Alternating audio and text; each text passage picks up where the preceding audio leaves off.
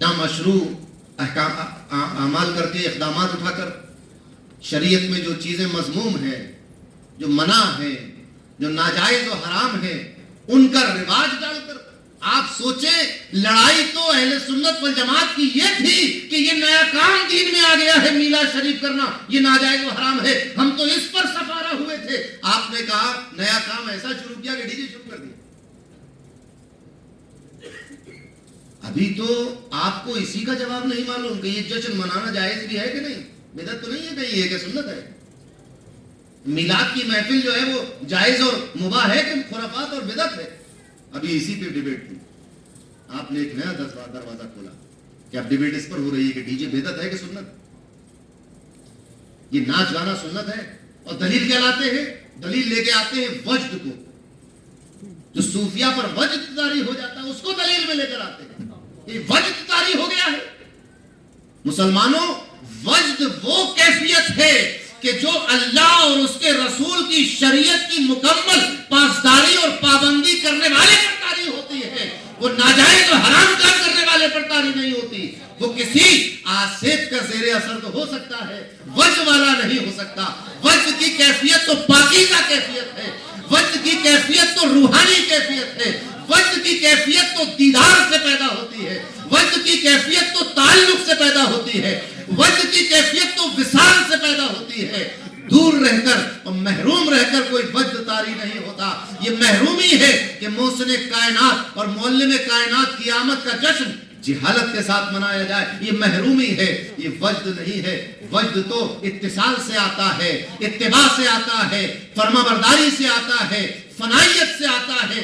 جب ہم اپنے محبوب کی بارگاہ میں فنائیت کا درجہ حاصل کر لیتے ہیں تو وجد کی کیفیت آتی ہے، اور وجد اس کیفیت کا نام ہے جب انسان اپنی مرضی اور اپنے ارادے کو ترک کر دیتا ہے اور اس کی مرضی اور اس کے ارادے پر چلتا ہے۔ غوث اعظم نے فرمایا تھا کہ انا فی حضرت التقریب وحدی یصرفنی وحسبی ذوالجلالی، کہ اللہ جیسا مجھ میں چاہتا ہے تصرف کرتا ہے، جیسا چاہتا ہے چلاتا ہے، جیسا چاہتا ہے پھراتا ہے۔ وحسبی ذوالجلالی، اور میرے لیے میرا رب کافی ہے۔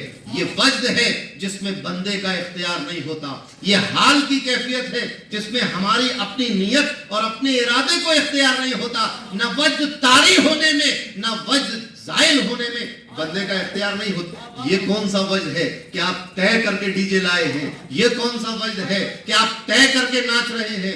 یہ کون سا وجد ہے کہ بالارادہ آپ شریعت کی نافرمانی کر کے یہ دلیل پیش کرتے ہو کہ یہ وجد ہے، یہ عالم جذب ہے، یہ کیفیت کا طاری ہونا ہے؟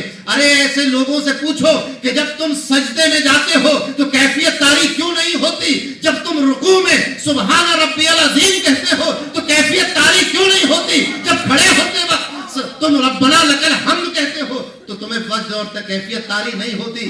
آخر وہ کون سی بات ہے کہ ڈی جے پر ناچنا تمہیں اللہ سے قریب کر رہا ہے اور مسجد کا سجدہ تمہیں اللہ سے دور کر رہا ہے؟ یہ کون سی نماز ہے اور یہ کون سا رقص ہے؟ مسلمانوں، سوچنا ہوگا۔ وَاعْتَصِمُوا بِحَبْلِ اللَّهِ جَمِيعًا، پہلے اللہ کی رسی کو مضبوطی سے پکڑ لو۔ محبت میں لوگ کہتے ہیں کہ محبت میں سب جائز ہے۔ کون کہتا ہے محبت میں سب جائز ہے؟ محبت میں سب جائز اگر ہوتا تو صدیق اکبر، سیدنا صدیق اکبر، جملہ صحابہ رسول کو سجدہ کر رہے ہوتے، اور آج ہم کھڑے ہو کر سلام نہیں پڑھتے بلکہ گنبد خضرا کی طرف منہ کر کے سجدہ کرتے اور سلام پڑھتے۔ محبت میں سب جائز نہیں ہوتا۔ محبت میں صرف اتنا جائز ہے، یا یہ کہو کہ محبت میں صرف اتنا جائز ہے جتنا محبوب اجازت دے دے، بس اس کے علاوہ سب حرام۔ یہ شہادت گاہ الفت میں قدم رکھنا ہے۔ لوگ آسان سمجھتے ہیں مسلمان ہونا۔ دل لگانے کا مطلب کیا ہے؟ محبت کرنے کا مطلب کیا ہے؟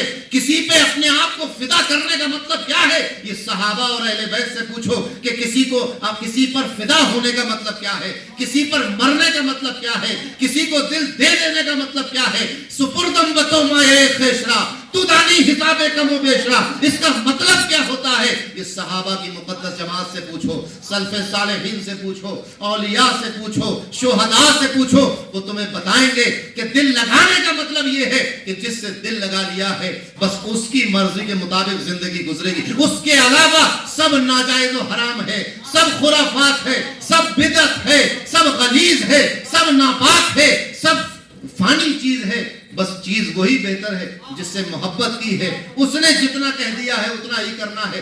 یہ ہے محبت کا مطلب، یہ